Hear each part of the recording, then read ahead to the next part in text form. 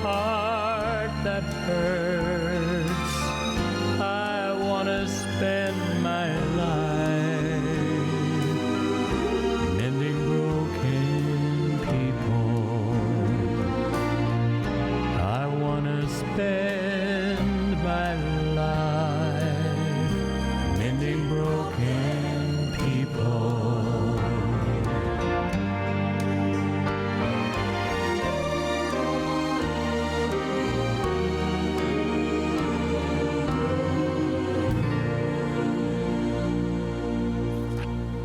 Hello and welcome to 3ABN today, and I'm here with my co-host, All right. Lewis-Shelton, my husband, and we are just so happy to be here. I'm so excited. Oh, absolutely. I'm super excited. Nothing like having family. I know it. I know it. My family's here today, and so actually I always prefer for Danny to be in this seat and for me to be in the co-host seat, but he Well, I wanted me to took be a in the back seat. seat today. Well, Because, you know, who knows more about family than family, right? well, that's true, that's true.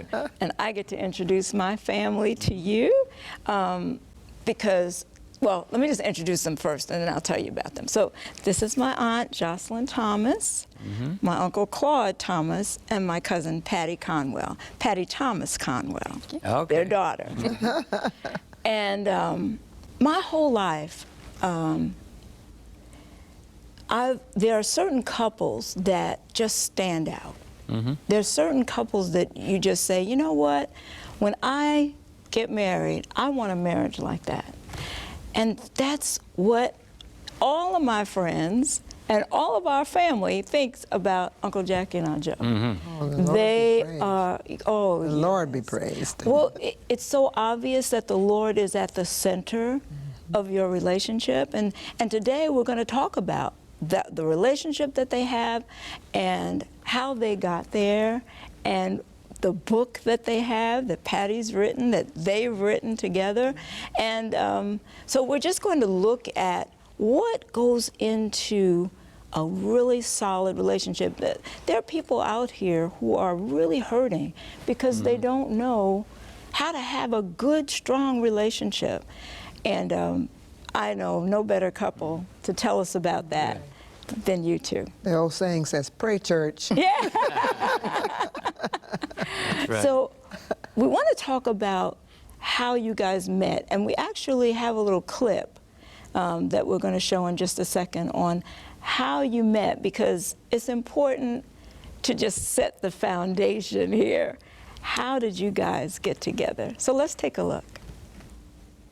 I was the youth leader for the church in Buffalo, New York, where Dad was the pastor.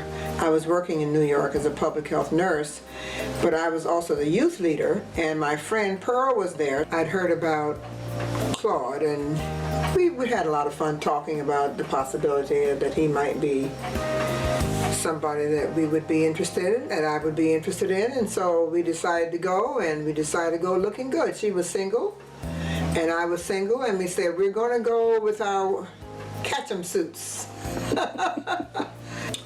My Aunt Selma and Uncle Conwell wanted to go. And I was not particular, but I wasn't going to go. It was too recent for me. And I knew a lot of people were going to be there and what have you that I would know and all of that, so I didn't want to be answering a whole lot of questions or hearing a whole lot of condolences and what have you. So I made up my mind I wasn't going. But my family wanted to go. Of course, the kids were eager to go. And I finally said, okay, and I drove them down. Jackie had married his teen heartthrob, Carol Laverne Jones, in September 1953. Tragically, she passed away on October 23, 1964, leaving him and 3 children, Jackie Jr., 10 years old, Brian, 7 years old, and Patti, 3 years old. Family members of Joe felt Jackie made a good catch for Joe, so the plan was to introduce them to each other during Youth Congress. So that Sabbath evening, one of my classmates was doing a concert there at the hall, and I still had on my outfit from Sabbath, and I find myself walking down the hall, down one of the aisles of the auditorium, and Robert's aunt, we called her Aunt Frances. Aunt Frances. She saw me and she said, "Oh, Joe, have you met Jackie?" I said, "No, dear." And she grabbed my hand and snatched me with great zeal. And she starts marching me to wherever you were. And on the way to wherever you were sitting, "Joe, now this is the man that's going to be your husband." That was the voice that said to me clearly, out of the blue. It wasn't a startling effect. No one else heard it, but I did. And so I went on to meet the man. And then Aunt Frances ran up. Said, "Jackie, I have somebody I want you to meet." And when he got up, he stepped So this back. Beautiful young lady there, dressed in red mohair and black patent leather shoes and a beautiful hat, black hat. And that's it? Pretty much. They went their separate ways and back to their separate lives. But obviously, it didn't end there. Oh, no. That video was so nice, wasn't it? Absolutely. Where did it come from? Where did you guys? Well, Patti and her brothers, well, Patti's really the lead person here, put together a 50th wedding anniversary celebration for us. So she went through all our pictures and just put everything together. It was really well done. And that's how it all came about. Wow. Putting this picture together for everyone, our friends, to see. Wow. You know, I remember when, after Aunt Carol died, she had left 3 children. And watching that brought tears to my eyes, because you stepped into a situation that was really a difficult situation to step into. A pre-existing family, and you had never had any children of your own, and you stepped in as their mom, as their mom. What was going on in your mind about that, Aunt Jo? Well, really, the very interesting thing is when God does something, everything fits. Everything fits. Ever since I was a little girl, I've been working, well, let's go back. When I was 11 years old, my dad was a pastor. Of course, his wife, my mom, worked with him. And I worked in the cradle roll division. I taught the cradle roll children. I was always around children, and I always loved children. I had a lot of teddy bears and stuffed animals because they were my children. So that when in fact, when I first heard of Uncle Jackie, and someone mentioned, you know, there's a young man, his wife died, blah, blah, blah. I said, no, that wouldn't be for me, because I want to start from scratch, Honey and Me, and then Baby Makes 3. So that was just the bottom line. But that's not what God had in mind. Right. But when he introduced me to this man, it was just an automatic thing. Everything just went into play. Wow. And then, of course, our daughter, she was the first one to say that that's our new mommy. Oh. She just, it's amazing when you hear the story how the Lord had really put things together. Now, our oldest son said, Daddy, you know, he's always been older in mind. We tease him and call him the old man. But he said, Daddy needs a wife, knowing he's a man and he needs a wife. That's what our son said. Then the baby says. And what did Brian call you? Patti said, that's our new mommy. And Brian said, Brian was the one that held out. He's the middle. He's the middle one, and I always tell him he's special. I hugged him before we came up here, and I said, Brian, you know you're special, because Daddy had told them that he wouldn't marry anyone unless they, the 3 children, agreed to it. So, and he told me, he said, Joe, if the children don't agree, you know, we will not be able to get married. So when Brian held out on that whole thing. The 2, the older and the youngest, were with it. The middle boy said, okay, I'm gonna check this out. So See, Patti was really answering Brian. Brian said, is that your new girlfriend? Oh. Patti said, no, that's our new mommy. Oh. and then we went to the Psychic. to the World's Fair in New York, and Brian walked up to us. Daddy and I were sitting on a bench. He said, "It's okay, Daddy. You can go ahead and get married." Well, after how long? Oh, we'd been, what? It was just 6 months before we got married. When we first met to when we got married, just 6 months. So it was in Wow. between there somewhere. Wow. Uncle Jackie, what were you thinking? What were you thinking when you first met Aunt Joe? What were you thinking? Oh, how fine she was. That's through Here's his a eyes. man that That's through his thinks eyes, like folks. that. That's absolutely. It drummed up all my manners. And I stood up Oh, yes, he did. and I said, "Hello." No, he had a deep voice. Won't you But sit here? hello. She dramatizes it, That's the way it came across. you know. But And I was sitting there with a young lady that I knew Uh-oh. Oh. and had really kind of come to the thing with her. Because I met her as soon as we got into the city and all. And I asked her to come sit with us. But once we met, Who met? my aunt took over once Joe and I met. Okay, yeah. Oh, I see. See, when I came up on the scene, he's with this lovely young lady. I don't know anything, so it doesn't, I'm not startled or Right. being concerned. Right. But then Aunt Thelma came along and took the girl. And Moved her took out. Just Moved her I mean, out. move her away. Aunt Thelma is his aunt. It's like it is his mother's sister. She was his mother's sister. My mother died early. Yeah, so, I mean, she loved this boy here. Yeah, oh, yes. She I loved, know Aunt that. Thelma loved him, so she's going to take care of business. Okay.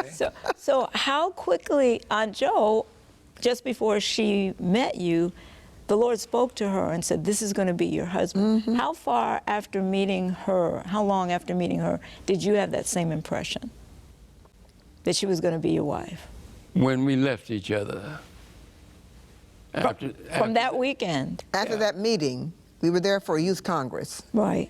And then we had dispersed, gone home. I went to Buffalo and he went to New York. And when I got home, I just couldn't get her out of my mind. And that whole weekend, so I finally called and talked to her parents. I wasn't there yet She because I hadn't gotten home or yet. she had gone to take back some young people she had brought to the Youth Congress. Mm-hmm. and I inquired about her and all, and they had been told by her what was to be. This is I met the man I'm going to marry. Yeah, I called. So they were aware. Yeah, right. I called my parents at What was the hotel. We were both at the same meeting, and said, "I met the man I'm going to marry." They said, "What?" You know, and So when I called, they were ready for me. You telling me had children? no, but see, the interesting thing is, Danny, that this man was on the conference committee with my father, Oh, okay. so they knew each other. Oh, okay. All right. And so that everything was in place. Everything Okay. was in place. So when I got to the house, Mom and Dad told me, "Well, Jackie called." I said, "Oh, okay." I didn't think any more about it. I was expecting him to call me back because he didn't get me the first time. Well, he never called. So I'm sitting there waiting for him to call, and he's sitting there waiting for me to call. Because The he had first called argument you. we had. The first argument. To this day, it's still a little fresh. Because I told him I don't call men. You know, I try to tell women, you are the prize. You're it. And that's the object of their goal, is to find this prize, this diamond. So I was waiting for him to call the diamond. Right. Because I had told them, To be have, sure and tell her that I called. I didn't know his name. All I knew was Jackie, and you know that's a nickname. Right. I didn't know his phone number. We didn't have those kind of phones like we have today. Right. With the numbers left. I didn't have any of that. So, you know. Then what was interesting, that was in April. That was the end of April, honey? The end of April? Beginning of spring. Right. So a camp meeting was coming up for Northeastern in New York, and my girlfriend said, let's go. My parents said, we'll take you. I said, no, I'm not going. I might see him. He might think I'm running after him. I'm not going. So, And I would not go to camp meeting knowing that he was going to be there. oh, so you guys didn't even Because connect? he didn't, after Right he made after the call, that. my parents answered the phone. I never heard from him again. So, but I knew God had told me this is the man, so I'm just not for me to be involved with, so. Well, once I had made the call, This is our argument. once This is I our had made the call, I'm with you right now. Just so you know, Uncle Jack, I'm with you. and I said, be sure and tell her that I called. You know. Yeah. And then after I didn't hear anything, then my mind started working. And I thought, Okay. what would She's she not want interested. with a man with 3 children?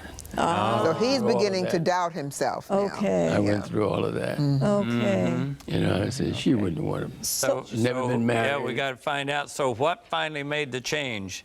Where did you see each other next? My Who called father, who? so camp meeting. camp meeting comes up. I didn't go because I didn't want to seem forward. That's the Yeah. word I think I want to Okay. use. That's my Okay. makeup. So my daddy sees him. My dad is West Indian, okay? Yeah, With a okay. very strong presentation of himself. Okay. Young man, what happened to you? We didn't hear any more from you? And after that, letters started Well, that coming. let me know she was still interested. Oh, And the family was still interested. So I called her All right. And the rest is history. and invited her Oh, my. to another camp meeting, the Pine Pine Forge Forge. camp meeting, Okay. Allegheny East. and that I would drive up and Pick her up, and Pick we her up. drive on up.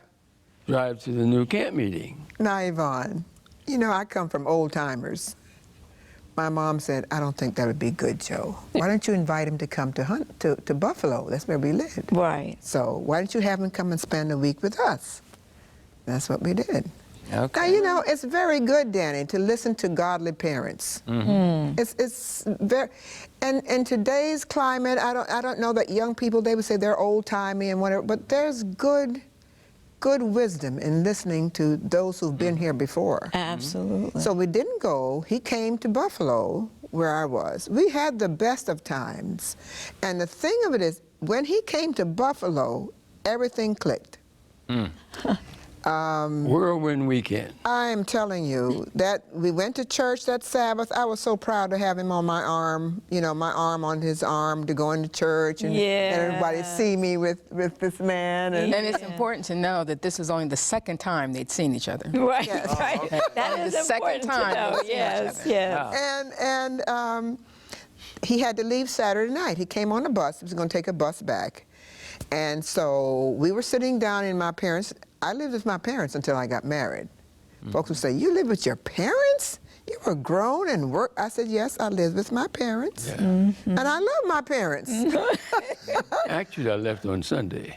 Okay, was it Sunday? That was Saturday Sunday. night is Oh, when we Saturday kinda night. Okay, but went Saturday night I'm sitting. Was it Sunday night we were talking in the living room and Daddy came in the midst?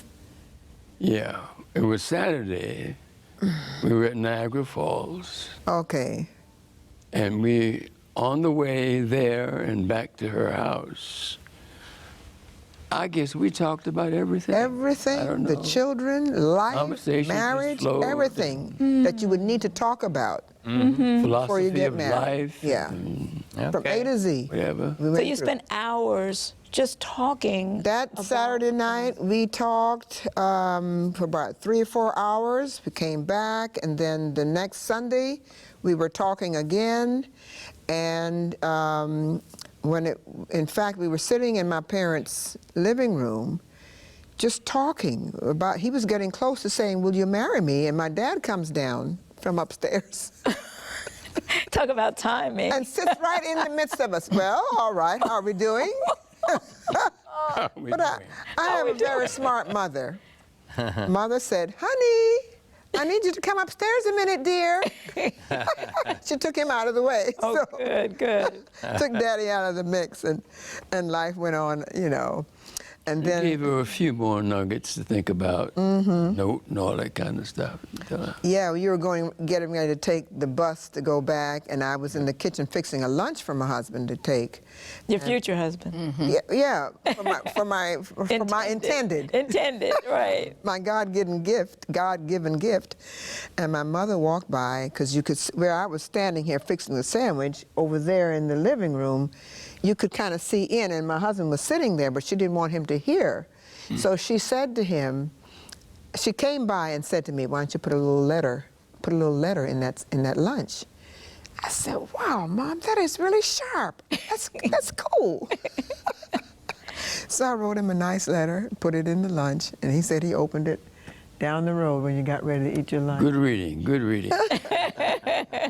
And the rest, well, he asked me, well, I drove him to the bus station, and the bus was supposed to leave at 12 midnight, and he was talking about, you know, it's so much easier if two people live in the same home. And he was going around the bush to say, "Will you marry me?" All right. So he had to hurry because the bus is about to leave. Right. So he finally said, "Would you marry me?" And how did you put it, Jackie? Because you I didn't don't say remember. it like that. And of course, But it was a second date. it was okay? our second Second date, date. and I Proposal said came on the yes. second date. Wow. And we had never kissed, but when he said, when I said yes, we kissed. Oh, okay. And the next time I saw him, was it our wedding? Now, when I got home To New York. in New York, my brother came to pick me up and asked me about the trip. How was it?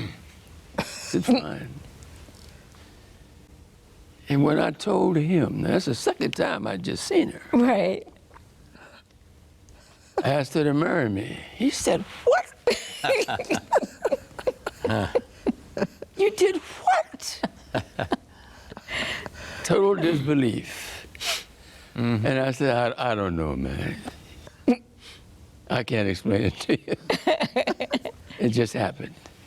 Well, But see, you have to remember, God told me, well, before that, Yvonne and Danny, I had told the Lord, if I get married, because a lot of women don't get to marry, they're just not suitable men to marry, and there's a shortage of men. So I said, Lord, if I'm to get married, you'll be the one. I give you permission. Can you imagine me giving God permission to choose my husband? Because he says he will not force us. you were Offers- inviting he him. offers us salvation, Sure. but he does not force it on you. Right. So I took him at his word, and I said, Lord, you'll be the one to choose for me, because I want this to be right. That's good. I think we have a video of your wedding. I think we want to show a bit of that in a second. Because you guys, after 6 months, you were married. Married. 6 months. Let's take a We're look at the married. video. Tell us what's going on here. Okay, I can see. Dad is singing to me. Oh. I've come down the aisle, and he's now singing to me. Oh, isn't that sweet? And then little Brian sang his heart out. He sang the Lord's Prayer. Oh, he was so precious. And Patti was in the wedding. Oh, that's so sweet. The three children were in the wedding, of course, part of the wedding. We had 5, or was it 6, little bridesmaids and little, what do you call Flower them, man? girl and then junior the grown-up. groomsmen, junior bridesmaids. Right. So it was just precious. So he's singing to me, and I'm looking straight in his eyes, and Poured my whole there they heart. are. There's the group. Yeah. The wedding is over, With his hands. and the children think they're going on the honeymoon. So they all look very sad. They Find found out they weren't going. Well, when we got back to the house after the reception, Patti held on to my hand. She was going. Oh, That's bottom. She is going. right. They had to pull her away, and it broke our hearts. It just broke my heart. Yes. You know, So Patti attached to you very early. right away. Yes. Right away. God did. Yvonne and Danny, when God's in it, it's perfect. That's just the bottom line. That's true. It doesn't mean you're not going to have problems and situations, but that's who He is. He handles everything for you. Yeah, see. And as a result of knowing that God's been at the center and all this, you have written a book Yes. called Becoming a Professional Lover. Yes, I love this. Now, I love that title, too. And Claude Jr. and Jocelyn Thomas with Patrice Thomas Conwell. Tell us about this book. Tell us how it came to be. You know, and Patti, I want to hear from you, too, on how this book came to be. Because you guys are professional lovers, I'm telling you. Well, one of the things that just came to me recently, the word becoming. We are always becoming like God. Okay. We are not going to be like God. We're becoming like Him. We'll never be God. We don't want to be that, but we want to be like It's based on Him. the biblical statement, Right. God is love. Right. So we're always growing into His likeness and getting better and better at it as we go along. You know, But the professional lover name actually came from Dad.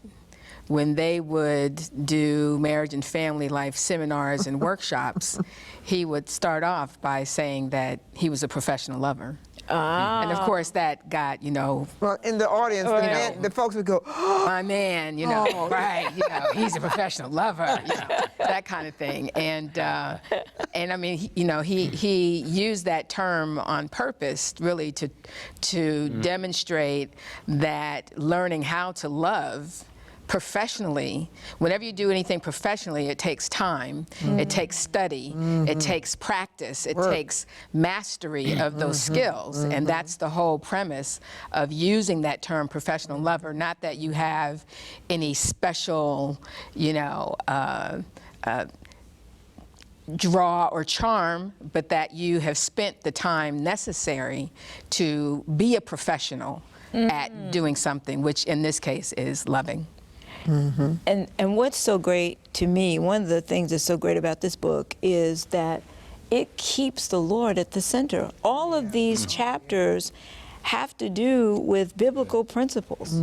This is not just people sitting down surmising how things is. I think earlier you were saying, Patti, that this is based on their whole relationship. Absolutely. How it came about was, as we were preparing for their 50th anniversary celebration, I asked them to give me 50 tips that I could put together to hand out as a bookmark to those who came to celebrate with them. And it's called, I called it Joe and Jackie's 50 Ways to Keep Your Lover. Kind of a play off of the song. The song, right. And so I put these 50 tips in this bookmark and gave them out to the people who came as a thank you.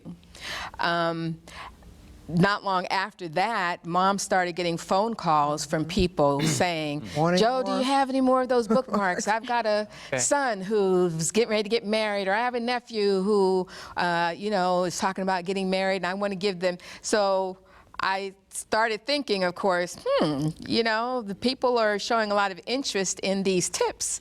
Maybe we need to do something with the tips. And, you know, the Lord impressed me with the book. And then Alton, my husband, suggested making it a devotional, and we knew it couldn't be a daily devotional. We only had 50 tips, but if we added 2, it could become a weekly devotional. There you go. And that's how we decided on making it a weekly devotional. So each of the tips are from their own marital journey.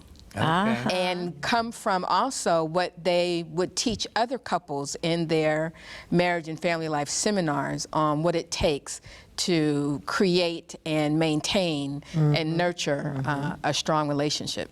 That's so good. you wrote the book out of popular demand. I don't know about popular, but yes. Starting from the Starting 50 from there, right? the and then going on. But when you say the Lord sets things up, yes, He does. and it's like, you know, it's just not happenstance that you have a daughter who's a prolific writer. Yes, she is. And so to be able to put this together. Right. And we went through, why don't you read some of the chapter titles? I want to do Because that. I'm going to assure you, and those of you at home, that you're going to want this book. And it's something I wish I could have read maybe a long time ago. And probably some of you are thinking the same thing. I wish I would have, but we want you to get this book, and we'll tell you how you can do so in a little bit. But great titles. Pattern your love after Christ and His church. That's week 1. Week 2 is structure your love around all the principles in 1 Corinthians 13. And then week 3, I won't read 52, but I'll just give you some. Another one is love is a commitment, not a feeling. I want to stop there for a second because there are so many people who will say, I just don't love him anymore, or I just don't love her anymore. What do you say to people who come to you for counseling, because that is what you have been doing all these years? What do you say to people who say, I just don't feel it anymore for my spouse? Well, I'll let them know that a prolific writer, Ellen White, commented on that in one of her books, Steps to Christ. And her statement was that love is not a feeling, it's a principle. It's a combination of thoughts and actions and what have you that deepen relationships. It's a way of behaving. It's a way of behaving, right? And then I thought about the text in the Bible that said that when the lawyer asked Jesus,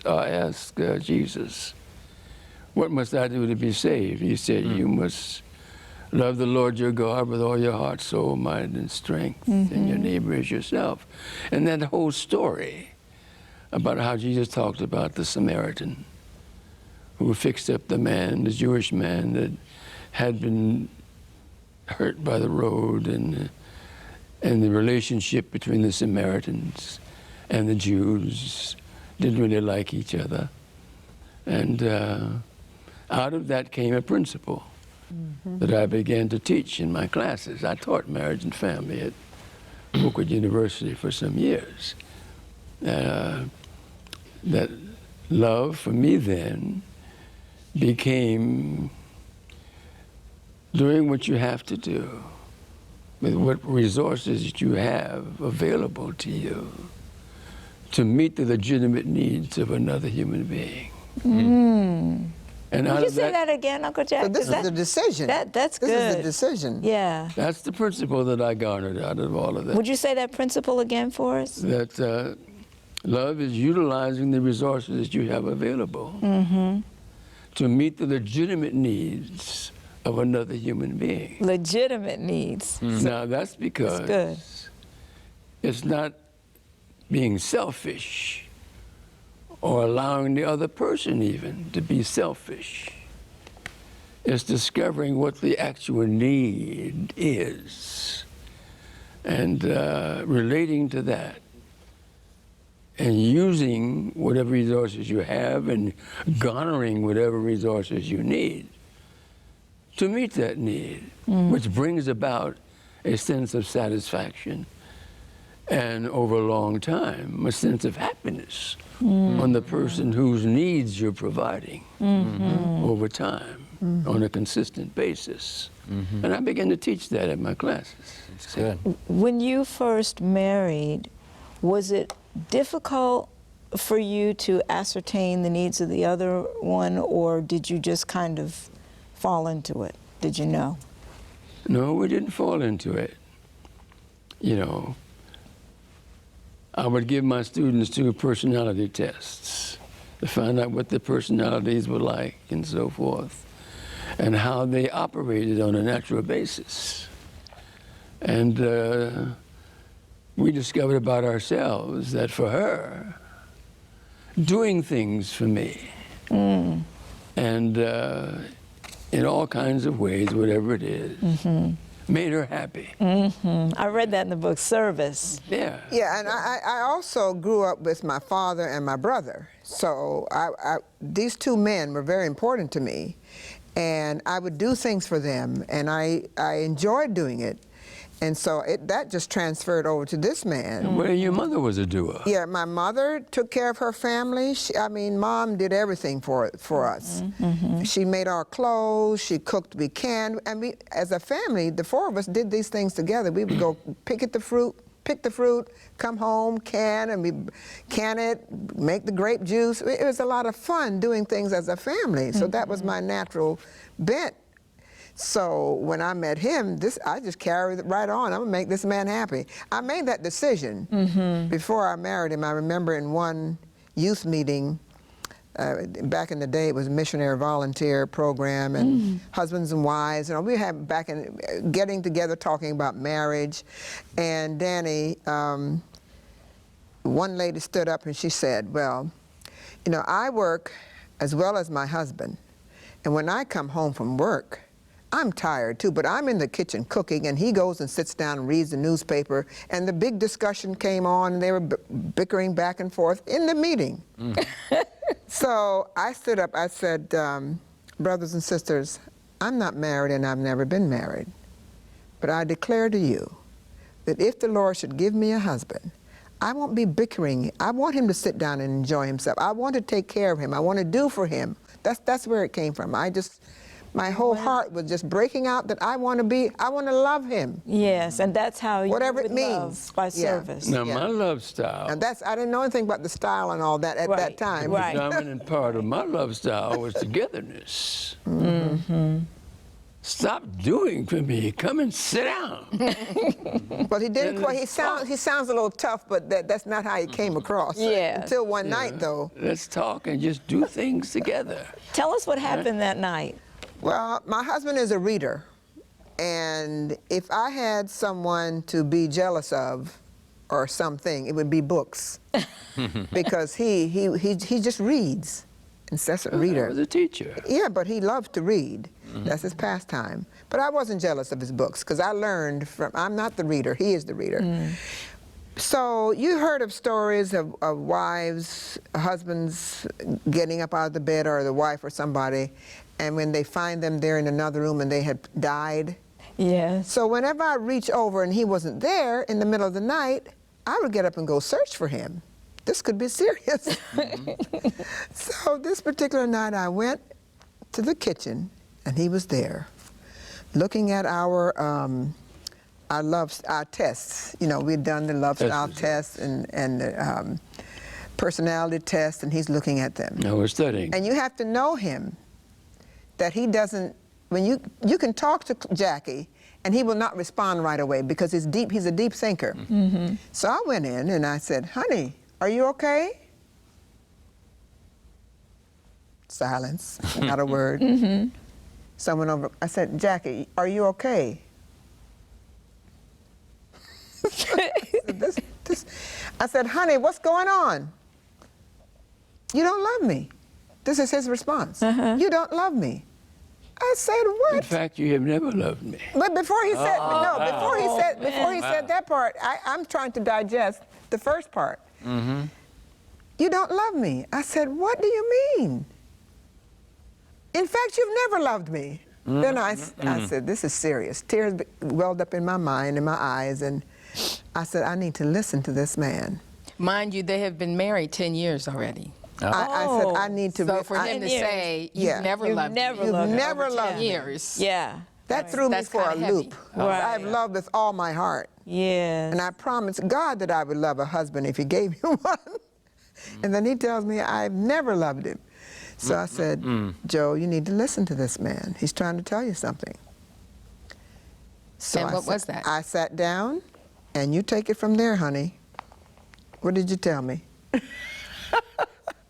That our love styles were very different. That's when we began to see our differences, you know.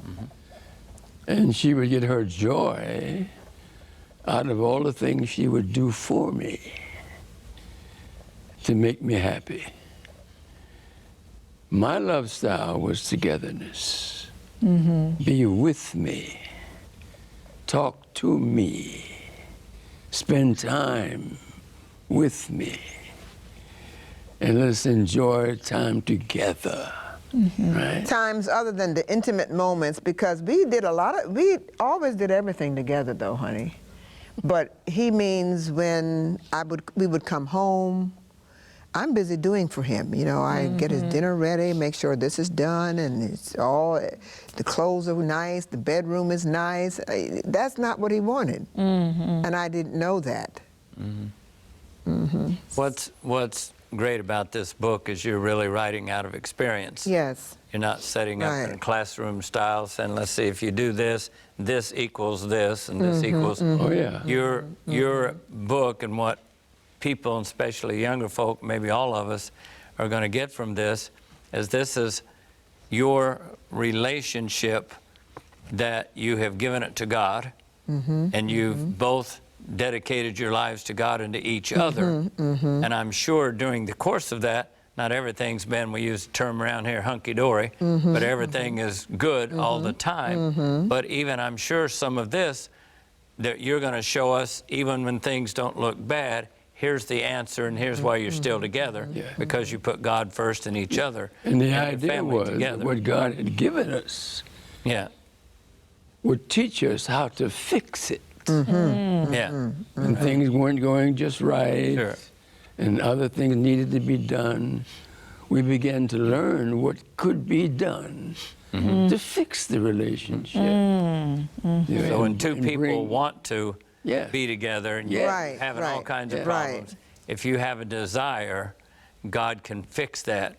He can take those problems and literally bring you back to where you originally were, just like when we fall in sin away from God. If we have a repentant and a true heart and want to, we can be drawn closer to God again, and you can do that with a husband and wife if that's what you want. That's why, Danny, it's important to know we did not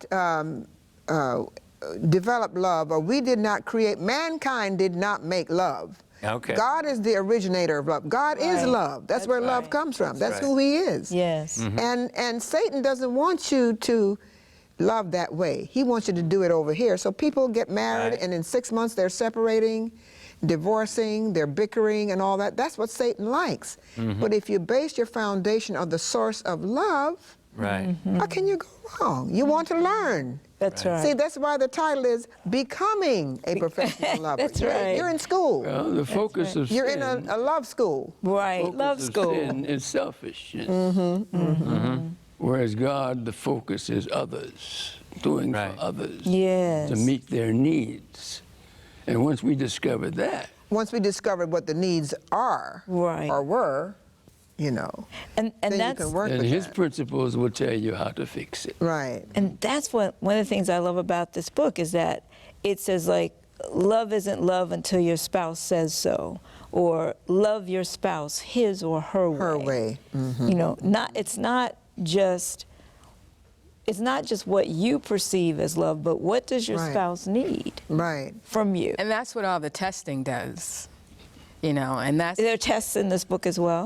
No, not in the book, but we do suggest where to go and find different types of tests. But that has been kind of the hallmark of Dad's practice through the years, is using these personality tests and loving styles tests and spiritual gifts tests on couples to see where the compatibility is, if there is compatibility, if there's not a lot of compatibility, because marriage is supposed to be a thoughtful process. When you're thinking about getting married, it's supposed to not just be of the heart. I think Ellen White talks about it being head and heart, and not just, oh, he's fine, or she's fine, and we have this physical chemistry. No, you're supposed to be thinking about it too. And I mean, and so he put everybody in our family, all the kids and their spouses, or they're going to be spouses, through these tests. You know. In fact, when Patti was living in D.C. area, and she came home and brought Al for us to meet him, that's Patti's husband, a whole lot happened that weekend. So in the course of all of that, Daddy, in fact, before she came home, before she came we home, came. Daddy sent the test. He mailed his test. Now, Al and I were not talking at that time about being married, but we were both older, in our 30s. And, you know, at that time, it's not going to take a long time to decide if it's the one. But we weren't talking about that. So when he mails these tests, it says, take these before you come. And you know, praise the Lord for my husband, who was a good sport, who was like, you know, he could have easily been like, Tess, I'm not taking no test. Right. You know, Al's a good boy. Like, He's a good guy. You know, He hey, loved the girl. that seems kind of fun, sure. Yeah. And when we got to Huntsville, and kiss, kiss, hug, hug, how you doing? Glad you made it here. Where are the tests? And he took the test and went to his office Really? To analyze it. Analyze them. Yes, he did. Absolutely. And I think the viewers need to know that by profession, you have been a counselor and a professor, a teacher, all these years. And now Joe has also counseled and been a registered nurse, and you all have done family life for years together. So And this is Yvonne, not just this is our somebody only girl. I mean, what more? The man's not just going to throw her out there to the wolves. we didn't know Al. He wanted to make sure that he was giving his daughter to the right one. And Patti, of course, is a professional writer. And you've written how many books, Patti? Ooh, I've ghostwritten 3 and wrote an ebook of my own. Nobody ever told me I might not get married. Yes. And then this one. Yes, yes. Is there anything in particular that you learned about your folks while you were writing this book, or did you pretty well, you've kind of grown up with it, or is there anything that you learned? I don't know that I learned anything new when writing this book, but it's funny. In talking with them, because what we did was we took each tip and I would ask questions, and you know, they would respond, but a lot of times their responses would spark little back and forth encounters, which showed me that this never goes out of style for having to go back and review it and restudy it. Because, It's you know, kind of just like who called the book who, is good. you know, who was supposed Danny, to call who. the book is good for us, too. Yeah. you know, so, and Mom would often say, you know, well, we're in a new era now. She's now my dad's primary caretaker after him experiencing a lot of health challenges. And so that brings out a whole new experience that required them to now go back and review some of these same tips. So that just shows that, you know, this is a resource that is everlasting. I've been married almost 25 years. I would say that Al and I have a great relationship, but we're going through the book.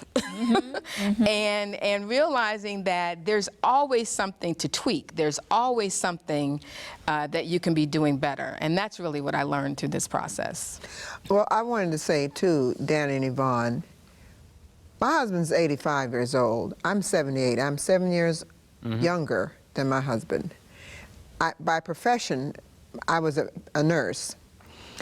The Lord knew all that because he's on dialysis now. His kidneys have shut down, but praise God, we have the system of dialysis. Yes. And I'm not uncomfortable. The things that he needs done, blood pressure, finger picking for his diabetes, how to feed him, which foods not to give him, that's all in my background.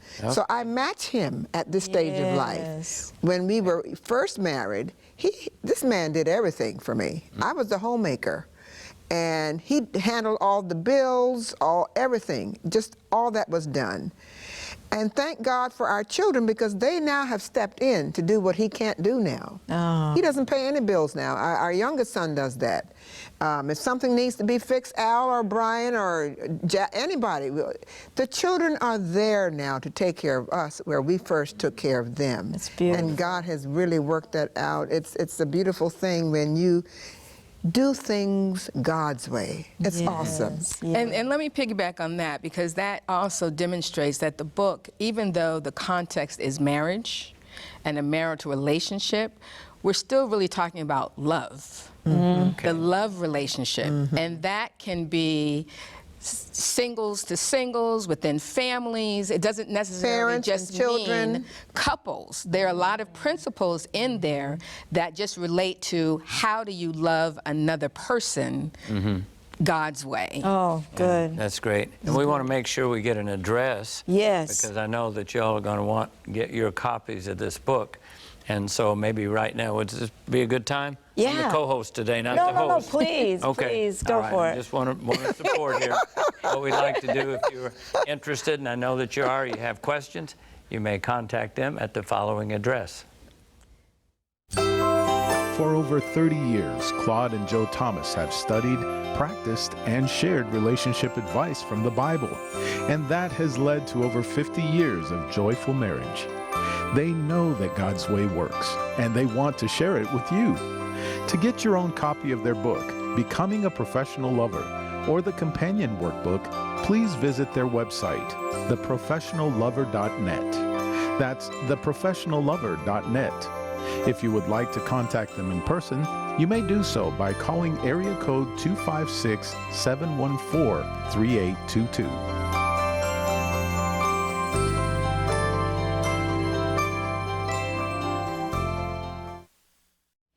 So people can go to your website, and what's on the website? Well, on the website, it's a little bit about my parents, their background, credentials, if you will, and all that.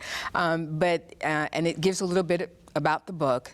But for the website particularly, there is a workbook that is a companion to this actual book. Good, good. And the workbook facilitates the study part. At the end of each week's tip is a homework assignment, which makes it nice to give you a week to study the tip and to do some of the homework. And so the workbook is available on the website, and you can buy it right there through PayPal.